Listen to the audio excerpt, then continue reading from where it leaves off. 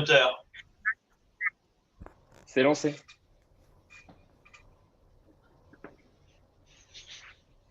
Tu peux y aller. Ok, C'est lancé, ouais. ok, bonjour à tous. Donc, je me suis rendu compte que le titre du. Est-ce que c'est ok en France en pas français?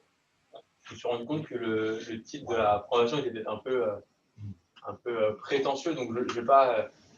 Permutation aléatoire, c'est un domaine de recherche à part entière, mais je voudrais parler d'un problème assez pratique qu'on a eu, qui est générer des permutations aléatoires quand la taille de la permutation est trop grande pour entrer en mémoire.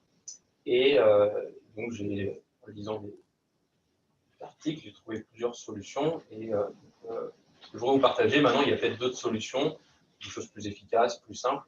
Je suis ravi d'avoir votre avis. Donc, premier problème de base qu'on a eu, c'est le problème de mesure d'Internet. Et Internet, il y a TV4, il y a à peu près 4 milliards d'adresses IP possibles. Et on veut souvent envoyer des sondes vers chacune de ces adresses, soit pour détecter des ports qui seraient ouverts, des serveurs web, etc., qui seraient en accès libre sur Internet, ou on peut vouloir découvrir les routeurs et les liens entre les routeurs sur Internet. Donc, il y a différents outils qui permettent de faire ça, et les outils récents peuvent aller très vite, donc de l'ordre de 100 000 à 10 millions de paquets de sondes envoyés par seconde. On veut aller vite parce que si on va trop lentement, il y a une chance que les données entre le début et la fin de la mesure, si elle prend plusieurs jours, elles soient plus valides, donc on aura une vue incomplète. Puis également parce qu'on ne veut pas attendre pour avoir les résultats, on veut pouvoir étudier les dynamiques, etc. Le problème, c'est que si on va vite, on risque de déclencher soit du rate limiting, c'est-à-dire des hôtes sur Internet qui vont arrêter de répondre parce qu'ils ne répondent pas à plus de tant de messages par seconde, et puis des systèmes de détection d'intrusion qui vont dire qu'on voit trop de paquets d'une seule destination de source passée, on va bloquer les réponses. Donc c'est important d'envoyer aléatoirement les sondes dans le réseau. Et comme on en a un grand nombre, donc typiquement plus de 4 milliards, la question c'est comment on fait pour les envoyer aléatoirement de façon efficace, sachant qu'on veut envoyer exactement, que chaque sonde soit envoyée exactement une seule fois. Un autre problème que j'ai trouvé dans un des articles que je lisais, c'est théorique, mais c'est on voudrait générer des numéros de carte bleue à 10 chiffres. Et une solution simple, ce serait de générer des nombres aléatoires à 10 chiffres, de stocker tous ceux qu'on a déjà générés, et puis à chaque fois qu'on en génère un nouveau, on regarde s'il n'y a pas une collision, etc. Ici, ils disent que le problème, c'est qu'on va devoir stocker dans une base de données tous ces numéros de cartes. La question, c'est est-ce qu'on ne pourrait pas plutôt stocker juste le nombre de cartes qu'on a émis jusqu'à présent, donc par exemple 150, et avoir quelque chose qui nous dit le 151 numéro de carte, c'est ce numéro 152, etc. Donc, tout d'abord, ce qui ne fonctionne pas, donc l'algorithme le plus courant pour générer des permutations, c'est l'algorithme de Fisher-Yates. Si on fait shuffle dans un langage de programmation comme Python, c'est ce qui est implémenté. Donc, c'est un algorithme qui a l'avantage de générer les permutations de façon uniforme, c'est-à-dire que si on lance cet algorithme plusieurs fois de suite, ça va générer il y a n factoriel de permutations possibles de taille n, donc ça va générer chacune avec probabilité 1 sur n factoriel. Mais ça demande d'avoir la permutation entière en mémoire, donc ça, et comme je vais montrer, ça fait n permutations dans la liste de n éléments. Donc, l'implémentation, c'est très très simple, il suffit d'avoir une liste avec les éléments de 0 à n-1, et puis on prend deux éléments, on les permute, et puis on décale l'indice courant en venant en arrière. Et ça génère une permutation aléatoire. Petite question. Sur le nombre d'opérations, ton O de n, de toute façon, je ne peux pas y couper, donc c'est juste la mémoire qui est embêtante. Oui. Si in fine tu produis n valeurs. Oui, mais en fait, c'est parce que tu pourras avoir un algorithme qui parle pour le coup, et j'en sais rien, mais serait moins efficace, tu vois. Plus de... Mais oui, effectivement, ce qui nous intéresse vraiment ici, c'est la mémoire, plutôt que le nombre d'opérations. Mais oui, effectivement, tu auras toujours au minimum n opérations. Donc. C'est vraiment uniforme? Pardon? C'est vraiment uniforme? C'est magique. Si le générateur de nombre aléatoire que tu utilises pour choisir l'indice de les indices que tu permutes est uniforme, En fait, ça génère une permutation. Parce que pour moi, si tu veux, le fait que tu swaps à chaque fois fait que, en fait, c'est difficile de propulser un nombre qui est en début de liste vers la fin de la liste. Marco, écoute-moi. En fait, c'est assez facile à montrer par récurrence, parce que là, par exemple, pour le dernier élément de ton truc, bah, tu dis je vais le swapper au hasard avec n'importe lequel des éléments, soit strictement avant, soit avec lui-même, c'est-à-dire pas le bouger. Et donc, tu as une chance sur n que le dernier élément ce soit n'importe quel élément au hasard, on va dire. Et après, cet élément-là, tu ne vas plus y toucher. Tu vas juste toucher après au n-1 premiers éléments. Et par récurrence, du coup, ça marche. Ah, d'accord, ok. Convaincre, par Ok, exemple, c'est bon. le dernier élément, il a exactement une chance sur n d'être n'importe quoi. Oui, d'accord, ok, c'est bon. Merci. Donc voilà. Et en termes de nombre de bits aléatoires utilisés, est-ce que c'est optimal? Tu grattes là. C'est une bonne question, mais je n'ai pas la réponse. Ok. Alors, à mon avis, déjà, quand tu fais rand int, tu fais une orgie de bits aléatoires. Mais je pense que.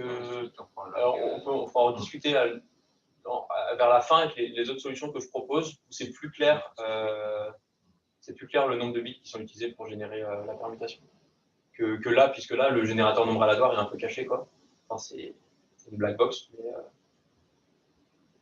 Mais, voilà. Et donc ça, bon, on peut pas s'en servir parce que trop d'éléments, mais je vais revenir après, juste après dessus.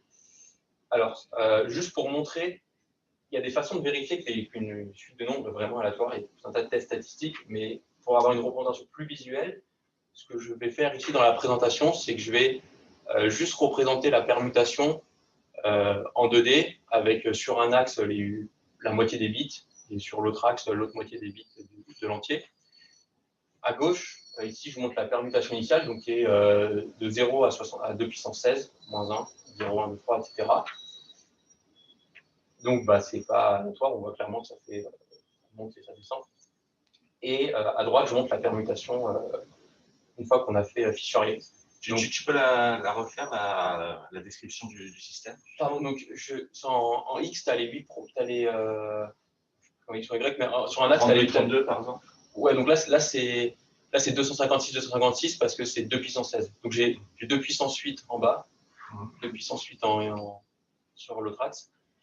Et du coup, chaque nombre, je le.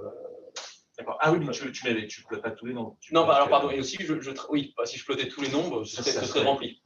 Donc je trace que les 1000 premiers ici. Donc c'est juste visuel pour voir un peu si on détecte des patterns à l'œil humain. Enfin, vu que l'œil humain est assez bon pour détecter des patterns, c'est un test de randomness visuel. Maintenant, il y a tout un tas de suites tests pour vérifier sur que c'est bien random. Donc bon, ça, a priori, visuellement, c'est assez aléatoire. Les étoiles, ça représente le premier élément et le dernier élément de la permutation. Ça ne nous concerne pas vraiment, mais juste une variante qui est intéressante, c'est que si on change juste dans l'algorithme la borne et les permutations qu'on fait et que ce n'est pas entre 0 et i qui est l'indice courant dans la liste, mais i-1, alors ça génère des permutations qui sont aussi des cycles. C'est-à-dire que si on va de. Par exemple, l'élément 1, sa permutation c'est 2, on va à la case, enfin c'est 3, donc on va à la case 3. On suit les éléments comme ça, d'élément en élément, et ça garantit qu'on passe par tous les éléments et qu'on revient en début. Donc ça ne nous intéresse pas forcément pour ce qu'on veut faire, mais vu que c'est une extension. Donc ça vient juste à t'interdire de te stabiliser avec toi-même. Ça. Ouais. Okay. Donc ça garantit de générer un cycle. Donc bon, pour certaines applications, ça peut être intéressant. Et on peut vérifier que ça peut générer plusieurs fois, on peut vérifier que ça génère bien des cycles. Donc ça, on ne peut pas s'en servir parce qu'il faut, si on a par exemple 4 milliards de sondes à envoyer, donc on présente par des nombres de 0 à 2 puissance 32, au minimum, ça prend 16 gigaoctets de mémoire, et si on avait plus de 4 milliards, on va aller sur 64 bits, et ça prendra encore plus. Donc, c'est pas vraiment efficace. Et surtout, on doit calculer toute la permutation avant de pouvoir s'en servir. On va faire les n opérations avant de pouvoir commencer à envoyer des sons. Ça peut prendre un peu de temps. Et en plus, si on a besoin de la permutation inverse, soit on fait une recherche à chaque fois dans la liste, soit on restocke, on la précalcule et on la stocke, ça prend 2 fois plus de mémoire. Donc, première idée, c'est de dire utiliser un générateur de nombres pseudo-aléatoires qui a une période donnée et qui va reboucler une certaine période. Et il se trouve que donc il y a un certain type de jeu qui s'appelle les générateurs concurrentiels linéaires, qui sont assez faciles à designer pour une période donnée. L'inconvénient, c'est que, comme on le verra après, c'est que suivant les paramètres qu'on choisit, c'est pas forcément vraiment aléatoire. J'ai l'impression qu'aujourd'hui, c'est plus utilisé dans les générateurs aléatoires par défaut dans le langage de programmation, parce que c'est pas du tout sécure. Et c'est pas vraiment. Visuellement, ça peut paraître aléatoire, mais en réalité, ça peut pas. Donc, c'est assez simple à implémenter. Il y a un nombre m qui représente la période qu'on dessire.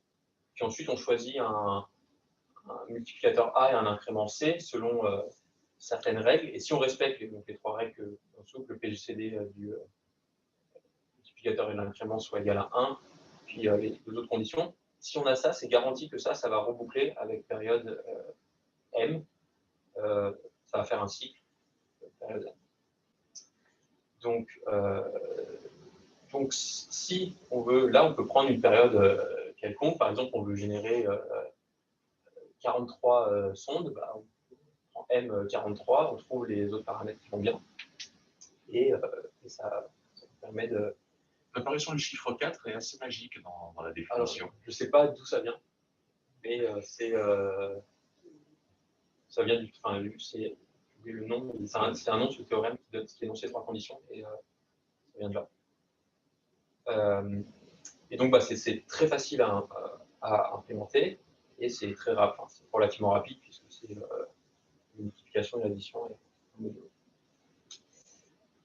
Si on fait avec les paramètres qui vont bien, si j'ai pris des paramètres qui vont bien pour générer une permutation entre 0 et 2 puissance 16, ça a l'air assez aléatoire. Maintenant, si on faisait des vrais tests, des suites de tests pour voir si les nombres sont vraiment aléatoires, c'est pas sûr que ça passe. Et là, je fais un autre exemple où sur un autre, donc là, entre 0 et 35 457, et j'ai choisi d'autres paramètres qui font que ça a la période donnée. Par contre, c'est pas du tout random, quoi. Ça fait de haut en bas. Donc c'est un peu le problème. Enfin, le problème, là, c'est de trouver les paramètres qui vont bien. Et le risque, c'est que si on se trompe, on a quelque chose qui n'est pas du tout aléatoire. Donc, ça ne va pas très bien marcher. Donc, c'est rapide et c'est en ligne. Donc là, il n'y a pas besoin de générer toute la permutation pour commencer à s'en servir. On part d'un nombre de départ, on peut envoyer les sondes et puis en parallèle générer les nombres aléatoires. Mais il faut trouver les bons paramètres. Puis, il y a le risque qu'on ait des nombres qui ne sont pas aléatoires. Petite remarque comme ça en passant. Ce que tu pourrais imaginer, c'est que pour avoir une période P, au lieu de prendre M égale P, tu prends M égale un très grand multiple de P et après, juste à la fin, tu ramènes le truc modulo P.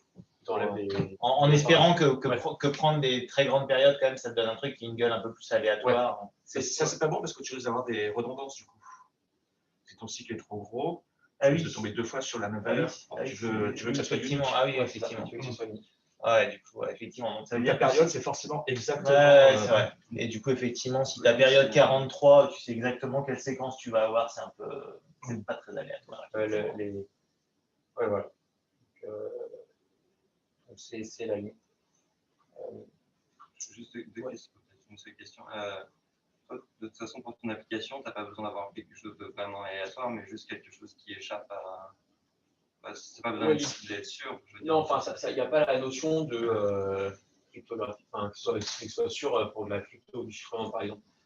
Mais bon, le plus c'est random, le mieux, enfin, on va se tromper, quoi. Maintenant, oui, on n'a pas. Le fait que le LCG ne soit pas sûr, c'est pas un problème pour nous. Mais du coup, là, ce que je peux en c'est aussi sûr. Juste deuxième question, la taille de la permutation par rapport à la taille de la période, du coup, ça doit être la même ou c'est... Alors, si tu utilises la méthode-là pour générer une permutation, l'idée c'est que si tu as une permutation de taille n, ton modulo c'est n. D'accord. Voilà. Et j'utilise ce type de générateur parce que c'est facile d'avoir la période qui donne. des générateurs plus modernes qui sont utilisés maintenant, par exemple, ils ont des périodes par défaut de 2 puissance 19 000. C'est compliqué Au moins, on est sûr, comme ça. De faire ce que tu veux avec. Voilà. Donc, maintenant, l'idée que j'ai. Donc, quand je cherchais, je suis d'abord tombé sur les SCG, puis je me suis dit que ce n'était pas optimal. Et puis, en regardant d'autres logiciels qui scannaient Internet de façon aléatoire, je me suis aperçu qu'ils utilisaient des algorithmes de chiffrement. Donc, je suis tombé sur ça. Donc, le premier truc, c'est le chiffrement par bloc. Donc, un chiffrement par bloc en crypto, c'est deux fonctions, une fonction de chiffrement et une fonction de déchiffrement. Donc, c'est une fonction qui prend en paramètre une clé qui fait une certaine taille en bits et un plain text, donc un message en clair qui fait n bits, et ça redonne un autre message chiffré de n bits. Donc, ce qui est vraiment important ici, c'est que le message en clair et le message chiffré font exactement la même taille. Et la fonction ça doit être, par définition, ça doit être inversible. Sinon, c'est une fonction de hachage ou c'est autre chose, pas un chiffrement par bloc. Et donc, comme ça doit être inversible et que ça va de n dans n, ça définit une permutation sur 0 de puissance n-1. Et si c'est un chiffrement par bloc idéal, c'est-à-dire que la clé a autant de bits que le message, alors chaque clé, une clé ne peut pas, c'est une propriété des chiffrements, une clé ne peut pas chiffrer deux clés différentes ne peuvent pas donner le même message. Donc, du coup, si on a 2 puissance n, si la clé fait suffisamment grande, ça nous donne un générateur uniforme de permutation aléatoire. Alors, en prenant toujours le même message en entrée, par exemple 0, c'est ça? Comment ça? Ou en commençant où tu veux. En faisant varier la clé. En gros, je faire changer la clé, ça va te. Oui, donc voilà. Juste en itérant sur les clés, tu aurais différentes permutations possibles. Oui, à partir du même message. Oui, voilà. Donc, du coup, il faut que ton 2 puissance k soit supérieur ou égal à. Même égal pour que ça soit bien. À n factoriel, c'est ça? Attends, non. Non, attends, qu'est-ce que je dis? Il y a 2 puissance n factoriel de permutations possibles. Donc, si tu dois pouvoir ta clé, faut que ta clé elle fasse n taille n. Oui. Donc, tu aies 2 puissance n factoriel aussi, permutation de ta clé. Ça te donne chacun des. Non, tu veux que le nombre de clés possibles. Je veux qu'il y ait autant de clés que de permutations possibles. C'est ça. Donc, oui, c'est ça. Tu as raison. Il faut que le K 2 puissance K soit. 2 puissance k soit plus grand que 2 puissance n factoriel. C'est le nombre de clés, c'est pas le nombre de permutations. Ah oui, puisque chaque clé génère une permutation. Oui, donc c'est ça. Pardon, oui, c'est ça. Tu veux un relativement gros cas quand même. Donc, mais ça, c'est. Mais il y a du log qui vient. Si on veut, c'est cette notion de pouvoir énumérer toutes les permutations possibles. Oui. Mais si tout ce qui nous intéresse, c'est de générer différentes permutations. Oui, un nombre raisonnable de permutations possibles. Donc l'idée là, ça va être. Ce que je vais prendre en partie maintenant, l'idée, c'est de dire finalement, générer une permutation aléatoire, ça revient à chiffrer une séquence de un par un, une séquence de noms. Donc ça va être aussi itératif. Ça va utiliser une mémoire constante, juste la structure donnée du chiffrement.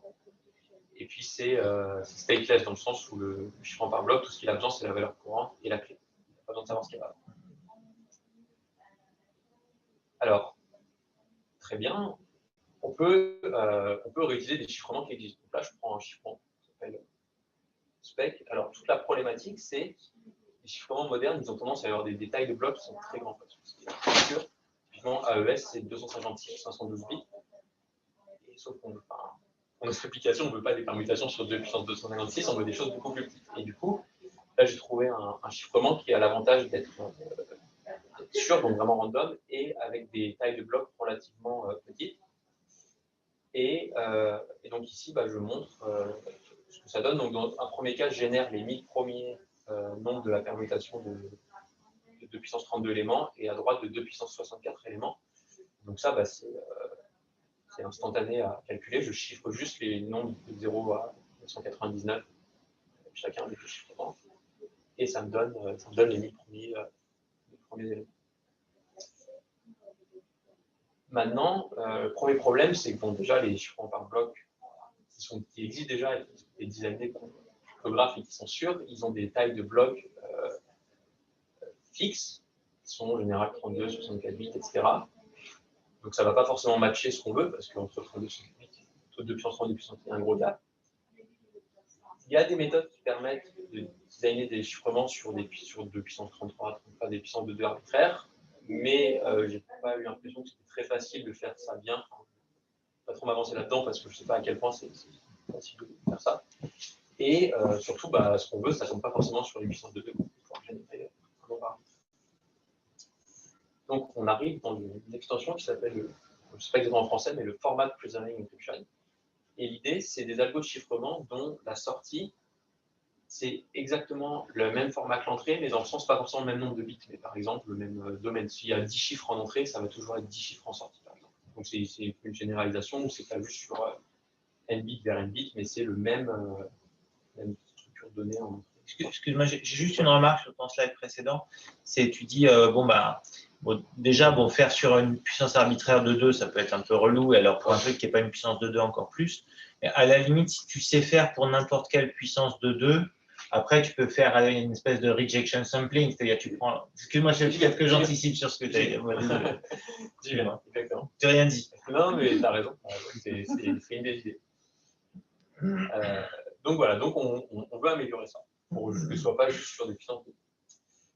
Donc là, je me base sur 7 articles, donc chiffrement sur des domaines finis arbitraires, qui est un peu ancien, je pense qu'il y a des choses qui sont mieux faites depuis en crypto, mais je pense que les grandes idées sont dans cet article.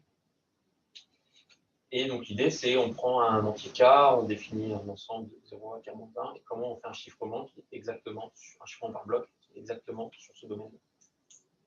Dans l'article, il parle aussi de comment faire quand M, c'est pas juste de 0 à K-1, mais c'est un ensemble arbitraire, etc. Ça nous intéresse moins, mais c'est aussi. Il propose 3 méthodes. Chiffrement préfixe cipher, cycle walking cipher, ce dont François, je vais présenter, mais ce dont François parlait, et le réseau de festage généralisé. Donc, le préfixe cipher, c'est on prend un chiffrement par bloc quelconque dont le domaine est plus grand que le domaine cible. Par exemple, si on veut des permutations jusqu'à puissance 32 moins quelque chose, juste en dessous de puissance 32, on peut prendre un chiffrement de 2 puissance 32, 2 puissance 64, n'importe quoi. Et tout d'abord, on calcule, on va chiffrer des éléments de 0 à K-1. Donc, si on a 6000 éléments, on va chiffrer nos 6000 éléments. Donc là, on retombe dans le problème qu'on avait au début, que cette méthode-là, elle a besoin de tout avoir en mémoire. Mais on va chiffrer nos éléments de 0 à 6000. Et ensuite, j'ai repris la notation de l'article, mais ce que la fonction ORT, ça veut dire, c'est la position de l'élément dans la liste triée. Donc, par exemple, après, je vais montrer un exemple juste après. Donc, on commence par chiffrer, par exemple, 0, 1, 2, 3, etc. Et ça va nous donner, suivant le chiffrement, donc par exemple, si c'est un chiffrement sur 64 bits, ça va nous donner des très grands nombres. Ce qu'on fait ensuite, c'est qu'on trie ces nombres et on prend la position qu'ils avaient. Donc, ça nous définit une permutation. Là, ça nous donne par exemple 0, 2, 1, etc. Puis, comme pour la méthode avec Fisher-Yates, on peut avoir la permutation inverse. Et voilà, donc ça, c'est assez simple. Et donc, toujours un exemple sur 2 puissance 16, une permutation de taille 2 puissance 16. Ça, visuellement, ça a l'air d'être assez aléatoire. Le problème, c'est qu'il faut, toujours pareil, il faut toute la permutation en mémoire. Il faut faire un tri, ce qui n'est pas très cher, mais il faut faire un tri.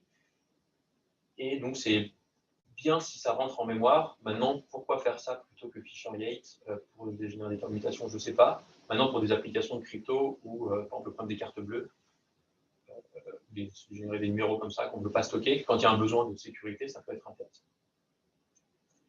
Deuxième méthode, c'est le cycle walking. Donc là, c'est très simple. C'est on prend un chiffrement qui est pareil, dont le domaine est plus grand que le domaine cible, et on chiffre. Et si la valeur est en dehors du domaine, on itère, on avance une fois, on avance. Par contre, ce truc-là, vaut mieux que ton domaine ne soit pas très très gros par rapport au truc d'origine. Exactement. Et en particulier, si tu sais faire pour toute puissance de 2, c'est un facteur de près.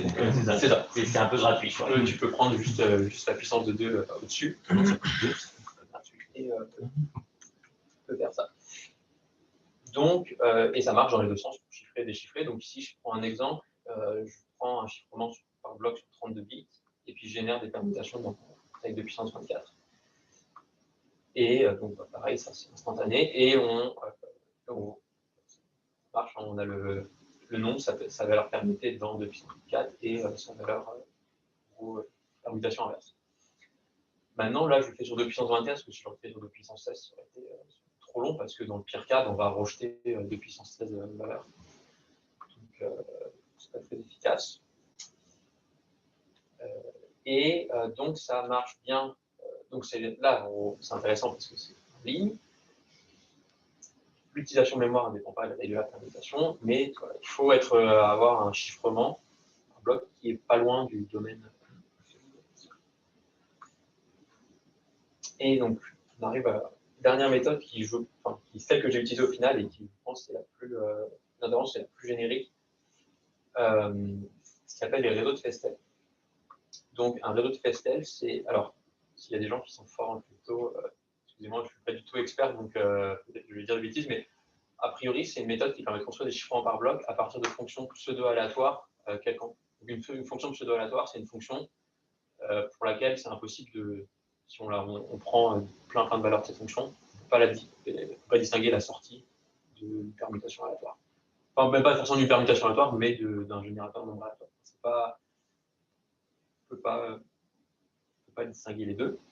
Donc, on va prendre des fonctions pseudo-aléatoires, ça peut être un chiffrement par bloc, mais ça peut être n'importe quoi. Ça peut être des fonctions qui ne sont même pas inversibles. Ça peut être une fonction de hachage, par exemple. Ça peut être n'importe quelle fonction qui, pseudo-aléatoire, mais quand même détermine, c'est-à-dire que pour la même entrée, ça donne la même sortie. Mais ça peut être vraiment, on peut designer la fonction qu'on veut, qui est arbitrairement rapide.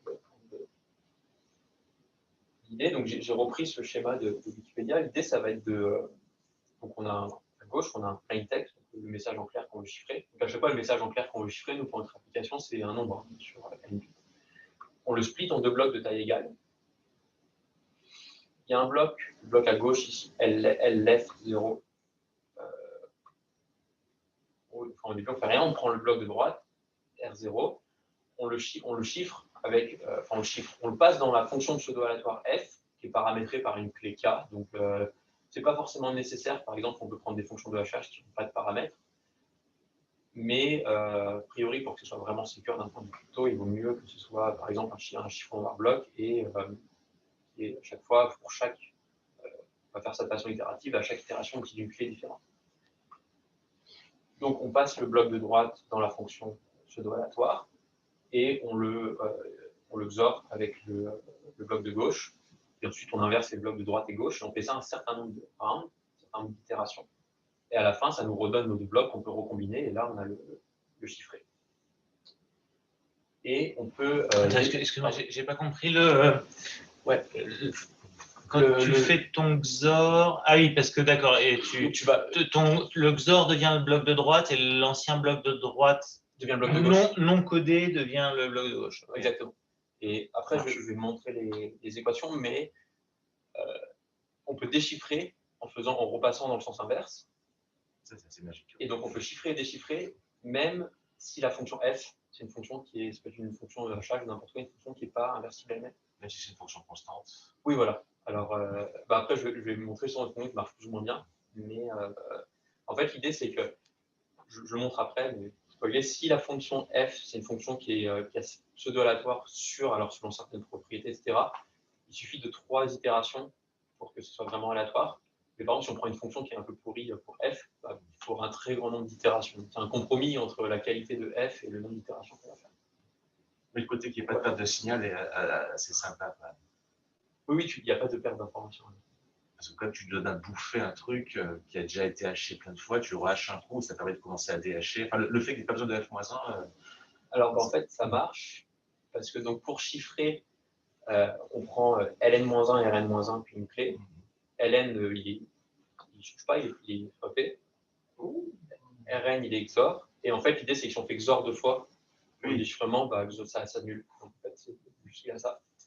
Donc, pour déchiffrer, bah, Rn-1, c'est Ln directement, puisqu'il n'a pas été changé.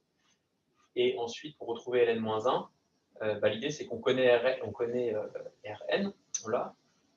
la clé K, on connaît Rn-1. On fait Rn XOR, on passe dans la fonction de pseudo-aléatoire qu'on connaît. Et si on développe, on se rend compte que Rn, en fait, c'est Ln-1 XOR la fonction pseudo-aléatoire, et donc il y a un double XOR, et on retrouve Ln-1. Donc, c'est très rigolo. Donc ça fonctionne, et c'est pratique. Voilà. Et alors, petit problème avec cette méthode, qui est le réseau de Festel classique, c'est qu'il faut... c'est que là, ça ne donne pas sur des domaines arbitraires. Quoi. Si on a... ça dépend de... la taille des blocs qu'on va avoir, elle va dépendre de la sortie de la taille de la sortie de la fonction pseudo-aléatoire. Si f, ça nous donne des trucs sur 256 bits, ça ne marche pas. Donc dans l'article, ce qu'il propose, c'est un réseau de Festel généralisé. Alors j'ai l'impression qu'il y a plusieurs réseaux de Festel généralisés, ça veut dire plusieurs choses. En tout cas, eux, à leur sens, grosso modo, c'est un réseau où toutes les opérations elles sont faites, on choisit deux nombres A et B qui vont nous permettre de décomposer K. Donc en gros, on va dire que on va prendre, pas K, pardon. K, c'est notre domaine, donc de 0 à K-1. On a un nombre M qu'on veut chiffrer. On va décomposer M sur A et B. Donc, par exemple, on va faire M égale, on va faire L égale M divisé par A, M modulo A, puis on va dire que M, c'est égal à L fois A plus R qui est... Je veux montrer. Et donc, bon, l'idée, c'est de faire les opérations modulo A d'un côté, modulo B de l'autre. Et ça nous donne un chiffrement sur 0 et AB-1. Donc, l'idée, ça va être de trouver des nombres A et B qui ne soient pas très loin de K. Donc, si par exemple K, c'est une puissance de 2, c'est facile, c'est 2 puissance 16, on peut prendre A et B de puissance 8. Mais si ce n'est pas quelque chose qui où il y a un carré, c'est plus compliqué. Mais grosso modo, il n'y a jamais un gros écart. Si par exemple on prend A égale B égale racine, la valeur supérieure de racine de K, on n'est jamais très loin. Et si jamais, donc ça va nous donner un domaine M', et si jamais il est plus grand que le domaine cible, on fait la méthode plus avant du cycle walking. Voilà. Alors, à implémenter, c'est très simple, et donc l'idée c'est ça, c'est de, au début on prend, donc M c'est le nombre qu'on veut chiffrer. On le décompose en modulo et puis divisé par A. Ensuite, on fait une autre itération. Et puis à la fin, on le recompose A fois R plus L. On redonne le nombre, et si on veut déchiffrer, on fait pareil dans l'autre sens. Et donc ça c'est très intéressant parce que, comme on va le voir après, ça ne dépend pas de la taille du chiffrement par bloc, ou de la fonction pseudo-aléatoire, qu'elle soit sur 32, 64, 256 bits. Ça n'impacte pas du tout le temps de calcul, vu que c'est des opérations, elles sont faites modulo A ou modulo B, ce ne sera jamais plus grand le nombre qu'on a, donc le cycle walking ne sera jamais faire beaucoup d'itérations. Et ça ne dépend pas non plus de la taille de la permutation qu'on veut générer. On veut générer des permutations sur de 10 puissance 6 éléments ou 10 puissance 20 éléments, ça prendra le même par élément. Donc, ici, je fais une démonstration, je prends un chiffrement par bloc sur 32 bits. Je n'ai pas besoin de la fonction de déchiffrement, je dis juste que mes fonctions à chaque round, c'est la fonction de chiffrement. Donc ici, je fais 3 rounds. Je vais d'abord appeler au round 1 la première fonction de chiffrement, la deuxième, la troisième. Et ici, je le fais sur 2 puissance 16. Donc j'ai choisi A égale 2 puissance 8, puis B égale 2 puissance 8. Donc, je suis sûr que ça fonctionne bien et que ça déchiffre bien, puisqu'on trouve bien la valeur initiale et sa valeur permutée, on retombe sur la valeur initiale. Mais ça marche également avec une autre fonction. Ici, je prends SHA-256, on fait une fonction de hachage qui nous donne des nombres sur 256 bits. Et ça marche pareil. C'est dans les équations, mais on peut se convaincre qu'il n'y a rien, il n'y a pas besoin d'avoir quelque chose d'inversible, ça fonctionne très bien. Pareil au niveau du temps, donc ici je prends un chiffrement sur 32 bits, 3 rounds et un autre chiffron 64 bits, je fais 3 rounds et je cherche la permutation d'un seul nombre dans 2 puissance 16.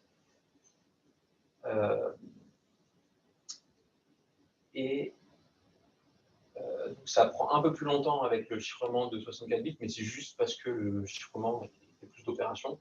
Et au niveau de notre algorithme du réseau de Festel, ça ne change rien, parce qu'il y aura toujours 3 appels au chiffrement. Pareil, suivant la taille du domaine cible, donc 10 puissance, là je fais 10 puissance 9, 10 puissance 10, 10 puissance 11, et je choisis pour les valeurs de A et B, je prends la valeur supérieure de la racine carrée de K, donc c'est un peu une qui marche à tous les coups pour A et B, on aura toujours A et B qui est supérieur ou égal à K. C'est pas forcément, il y a peut-être moyen de faire mieux, mais ça marche. Et globalement, le temps pour générer un élément, c'est toujours le même, à peu près 30 microsecondes. Sachant qu'ici, c'est une implémentation de Python, donc si on fait tout en C, ça peut aller beaucoup plus vite. On peut générer des millions d'items par seconde. Et donc, dans certains cas, par exemple, si on prend une permutation de 10 puissance 11 éléments, et qu'on fait la méthode naïve pour trouver A et B, au pire cas, on va avoir itéré sur 147 000 éléments en dehors du domaine. Voilà. Et finalement, donc, il y a dans un article un peu plus ancien, ils ont montré que dans un réseau de Festel, si la fonction f était une vraie fonction pseudo-aléatoire, alors 3 itérations, c'était suffisant pour produire une permutation aléatoire. Donc ici, je montre 1, 2, 3, 4. Donc 1, 2, 3, 4. Donc 1, c'est pas du tout aléatoire. 2, c'est pas top. Et 3 et 4, c'est indistinctable. Donc ça, je ne veux pas une mélange, mais ça mélange assez vite avec le nombre d'itérations. Par contre, si on prenait une fonction constante ou une fonction pourrie, un chiffrement XOR, etc., il faudrait vraiment beaucoup d'itérations avant d'avoir quelque chose qui apparaît aléatoire. Constante, ça ne marcherait pas du tout. Identité, ça ne devrait pas marcher. Donc, on peut si on prend la fonction identité, Lambda XX, je ne sais pas. Je vais en mettre jusqu'à. Je sais que constant, du coup, il n'y a aucune transformation qui est faite, je suis content de le faire. Ça ne marche pas, mais si je vais. Si on voit que ça commence à s'éteindre. Ça commence. Et je vais plus. Tu peux augmenter le nombre d'itérations. Ouais, alors après, peut-être que j'ai fait là pour en mettre plus simple, c'est un peu galère, mais je pense que ça va aller de mieux en mieux. Mais en tout cas. Je pense que tu vas quand même garder une structure à la con. Hein. C'est juste oui, que tu vas avoir une répartition uniforme, mais. Ce sera pas C'est aligné, mais sur une droite. Avec un petit côté de l'autre. Mais c'est vrai qu'il reste toujours aligné sur une droite. Mais tu as plein d'algos justement de pavage d'un carré par des droites qui font ça en fait. Oui, c'est très. Pour les gamins, c'est éponge de. Je pense Des éponges de serpillière et d'autres trucs du genre. Des trucs fractales. Oui, ça je connais l'éponge. C'est local ça. C'est interne.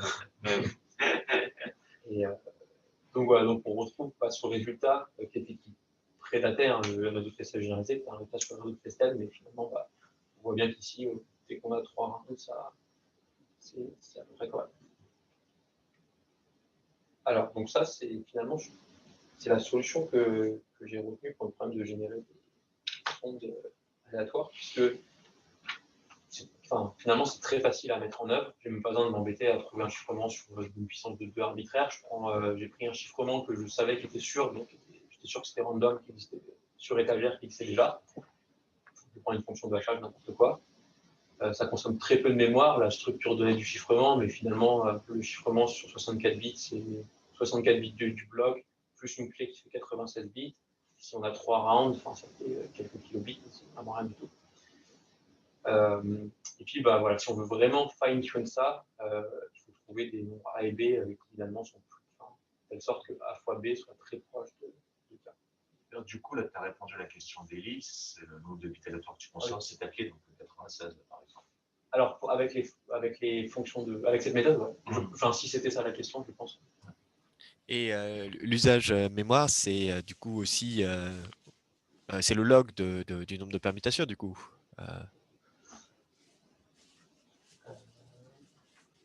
Moi, j'ai l'impression que c'est juste la taille de ton trou entier de sortie, quoi. Enfin, le log de la taille de l'ensemble de. Dans l'utilisation mémoire, hein, juste pour chiffrer un seul nombre, bah, ce serait par rapport à la taille de la permutation. Bah, ça, je vais envie de dire, ça dépend même pas de la taille de la permutation, ça dépend juste de la taille du chiffrement, quoi. Si le chiffrement est 64 bits. Mais attends, je suis un peu perturbé par un truc. Pour faire... Oui, ok, ouais, ça va être log en base 2 de. C'est ça, je pense. L'utilisation mémoire pour une permutation de taille n. Le chiffrement, il utilise log base 2 de n bits. Log base 2 de n factoriel peut-être? Ça fait du n log n hein, quand tu fais Starling.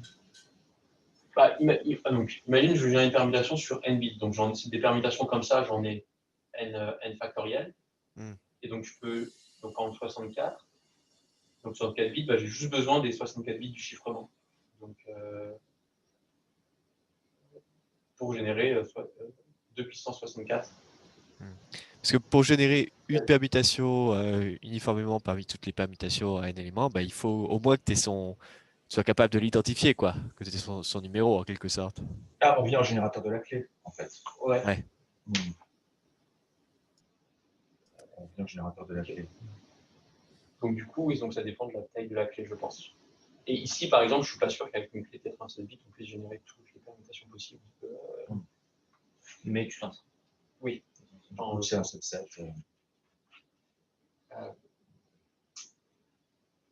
Oui, par rapport à ce que tu disais sur racine de k, ça veut quand même dire que ton taux de rejet, il tend quand même vers 0 quand k tend vers l'infini. Ouais, il est en 1 sur racine. Quand ça devient grand, ouais, c'est vu le nombre de probes que tu veux faire. Oui, non, en pratique, j'ai fait ça et c'est très rapide. Tu vas quasiment pas rejeter. Voilà. Donc, juste pour finir, pour résumer, bah, voilà, les différentes méthodes. Donc, Fisher et préfixe Cypher, il faut tout stocker en mémoire, ça ne m'intéresse pas. LCG, c'est très facile, c'est rapide, mais il ne faut pas trop se tromper sur les paramètres. Et je sais, il y a peut-être des méthodes, mais en tout cas, je n'ai pas de méthode pour trouver directement les bons paramètres qui respectent le théorème pour ces vecteurs M. Cycle walking, bah, si on a déjà un chiffrement par bloc, ce qui est très proche, c'est bien. Et sinon, bah, finalement, le réseau PCL généralisé, je trouve que c'est pas si enfin, d'un point de vue purement pratique, je veux dire, j'ai un programme et je vais générer des permutations aléatoires. Bah, ça n'a pas pris longtemps, j'ai pris un chiffrement existant, j'ai l'algorithme du PCL généralisé, ça fait 10 lignes et ça marche bien. Et en plus, bah, c'est beaucoup, c'est ce que Victor disait tout à l'heure, bah, là, pour le coup, mon but, c'est pas de faire de la crypto, mais si je voulais, a priori, c'est safe. L'implémentation que j'utilise, donc j'en ai fait une implémentation en C avec des bindings Python, donc elle est assez rapide. Ça fait plusieurs millions d'itérations par seconde.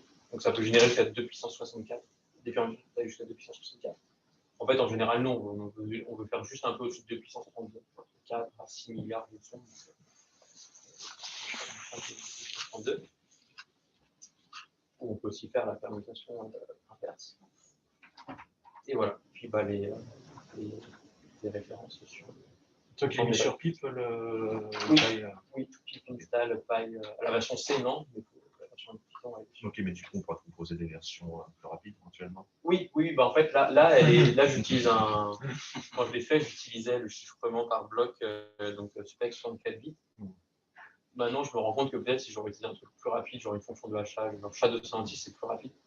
Je peux peut-être utiliser ça. Enfin, je pense qu'il y a moyen de faire plus rapide. Ou du Cyclone, tout simplement. Ouais, mais alors, en fait, la version Python, c'est un binding, c'est déjà du Python qui appelle le C en fait. D'accord. Donc, il y a très peu de Python en fait. C'est juste un objet permutation qui wrap une fonction C. Ah oui, si c'est ça, il n'y a pas forcément beaucoup de. Il n'y a pas beaucoup d'overhead, je pense.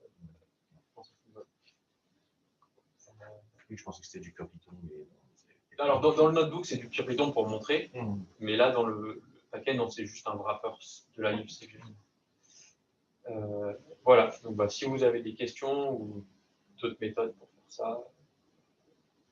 Oui.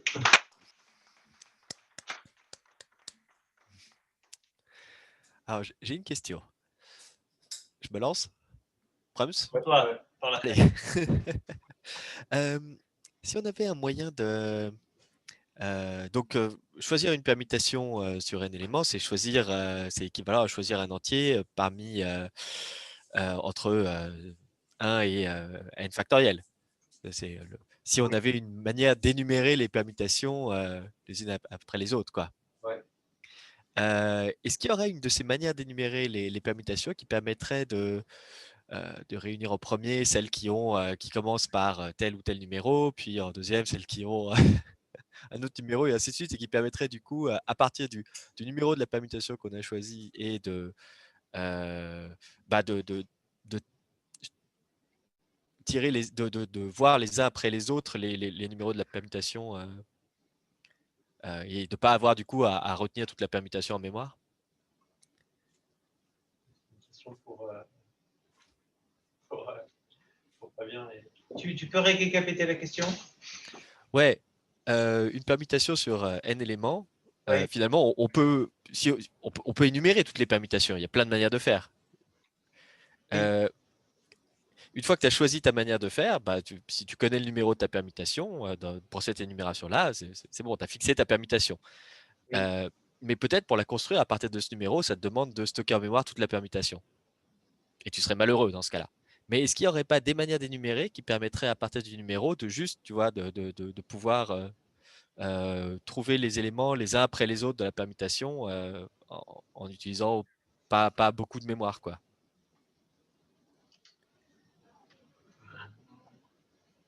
Je suis pas clair du tout. Aussi pas beaucoup de temps parce que si tu dois reconstruire à chaque fois la permutation à la volée pour récupérer le billet élément puis le billet plus 1. Déjà, faut se battre avec la mémoire. Après, on verra pour le temps. Et est-ce que comme numérotation, tu peux pas tout simplement choisir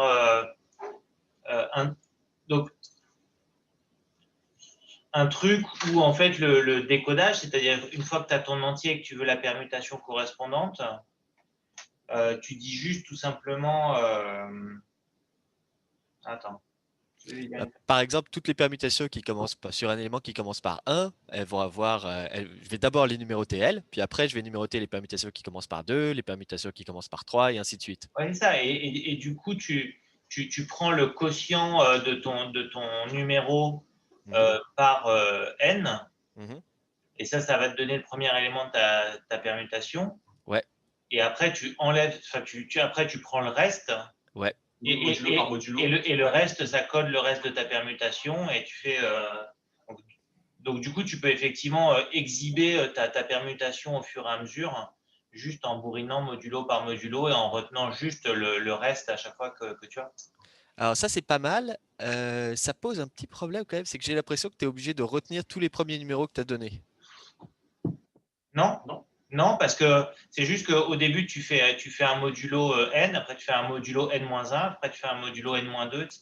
D'accord, mais une fois que tu as choisi, par exemple, que ton numéro que tu as tiré aléatoirement te dit mon premier chiffre, c'était 4. Ce qui te reste va de nouveau être une permutation où il y a plus de 4. Et donc, quand tu te rendras compte que tu veux mettre un 4, tu dis « Ah non, en fait, j'ai déjà vu un 4 au début, il faut que je décale. » Comment tu gères le H? Ah oui, tu risques de prendre le N là. Donc, c'est cool pour quand tu veux un petit nombre quand tu veux une grande permutation aléatoire et que tu veux ses premiers chiffres, c'est bien. Et puis, si tu veux, par contre, tous ces chiffres, plus tu vas loin dans ta liste, plus ça va te coûter en mémoire. Oui, c'est une bonne question. Est-ce qu'il y a moyen de sauver ça? Je n'en sais rien.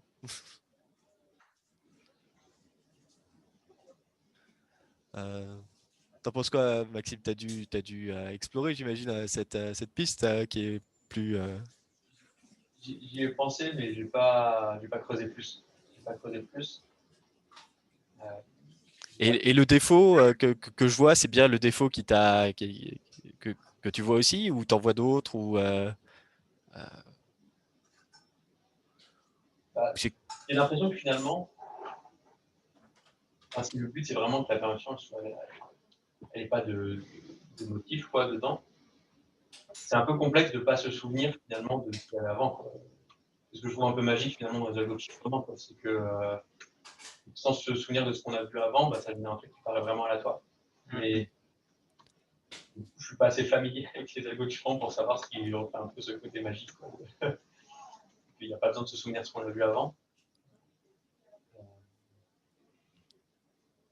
Je pense que c'est ça qui est difficile, parce que si après, enfin, si on veut qu'il n'y ait pas de motif, quoi. Après, si on s'en fiche, ce soit pas vraiment aléatoire, tu peux très bien te donner des règles pour construire ta permutation, quoi. Mais, ouais, Ok, donc c'est bien ça le problème. Ça existe, et peut-être que c'est... peut-être pas, mais c'est sûr que c'est intéressant d'avoir des méthodes qui... Là, c'est vrai que ça peut paraître un peu lourd de se dire on prend finalement un algo de chiffrement pour générer des permutations aléatoires. Peut-être, ok, c'est safe, mais peut-être qu'il y a un compromis. Peut-être plus simple. Dans le corps même. On est encore même. Alors, les LCG, c'est écrit dans CNUT, il y a computer programming. On ne dit pas forcément du bien d'ailleurs, mais je pense qu'après, c'était plus récent. Mais peut-être que dans Production Algorithm, il y a des algorithmes pour faire ça. Pas penser à regarder.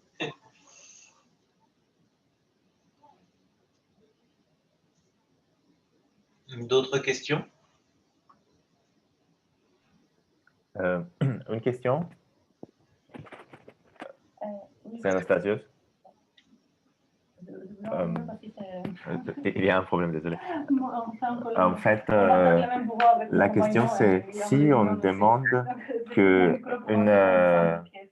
la distribution n'est pas homogène, n'est pas uniforme, mais par exemple on cible d'avoir un groupe spécifique de numéros dans la permutation, ou que, par exemple, il y a une probabilité supérieure de tomber dans un groupe de permutation spécifique qu'un autre. Est-ce qu'il y a des façons d'adapter les algorithmes ou pas? Alors, pour le premier, si j'ai bien compris, de toute façon, dans une permutation, tu as forcément chaque nombre qui apparaît une seule fois. Oui, bien sûr, mais par exemple, au début, tu veux, par exemple, que... Voilà.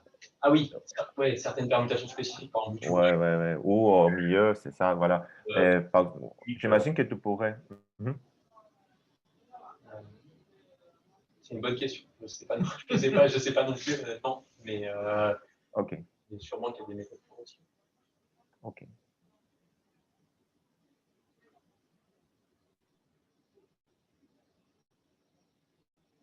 Et oui, la deuxième, c'est encore pire. Enfin, typiquement, tu voudrais respecter une distribution qui dépend de la distance de Kémini inversée. Oui, là, ça devient affreux. Tu peux définir l'objet, mais pour l'implanter. Voilà.